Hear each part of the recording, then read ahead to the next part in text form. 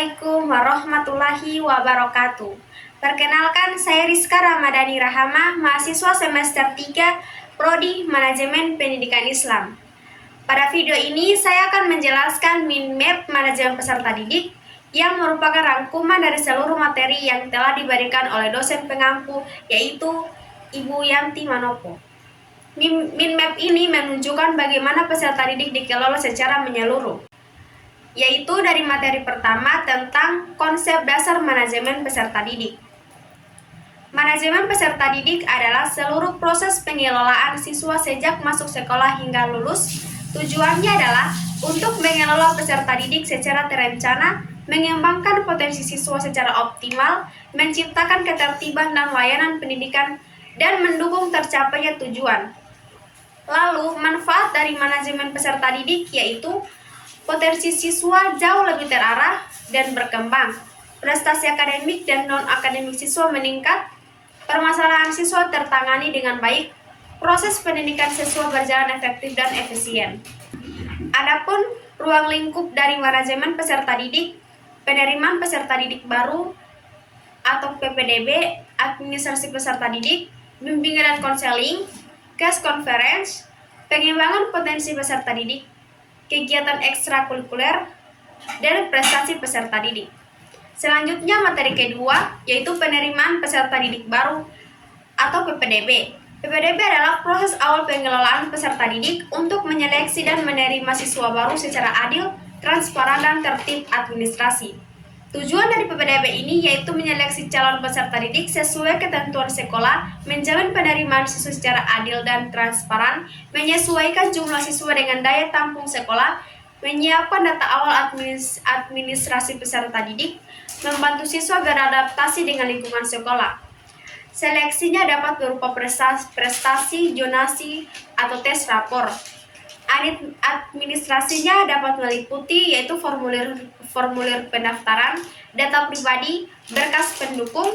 Selanjutnya dikelompokkan, contohnya pembagian kelas atau penempatan jurusan. Tujuannya menciptakan proses belajar yang efektif. Kemudian ada masa orientasi atau MPLS. MPLS meliputi tata tertib sekolah, pengenalan budaya sekolah, dan karakter kedisiplinan. Selanjutnya materi ketiga yaitu administrasi bimbingan dan konseling. Administrasi BK adalah pencatatan dan pendokumentasian seluruh layanan BK untuk membantu siswa berkembang dan menyelesaikan masalahnya.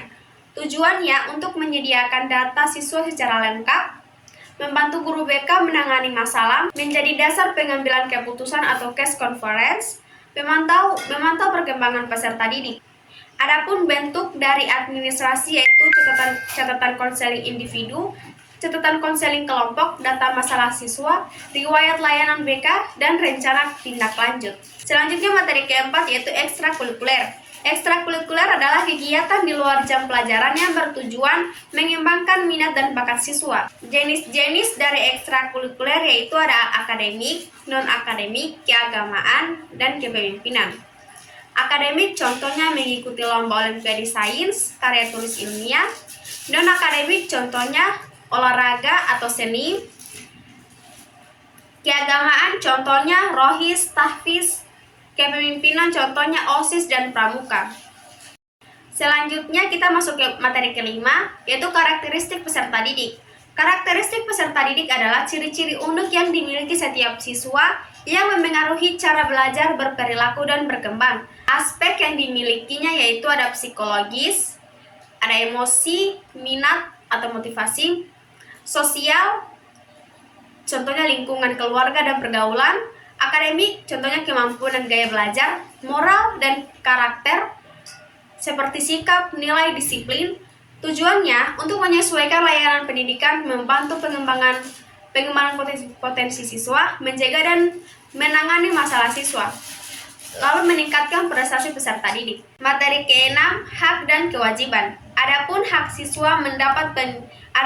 siswa yaitu mendapatkan pendidikan dan pengajaran, mendapatkan bimbingan dan konseling, mendapat perlindungan dan rasa aman, mengembangkan bakat dan minat, mendapat perlakuan adil dan non-diskriminatif. Kewajiban siswa yaitu mematuhi tata tertib sekolah, menghormati guru dan teman, mengikuti kegiatan pembelajaran, menjaga nama baik sekolah. Materi ke-7 yaitu tata tertib dan kedisiplinan. Disiplinnya sikap patuh terhadap aturan sekolah, melatih tanggung jawab dan kontrol diri, membentuk karakter tertib dan mandiri.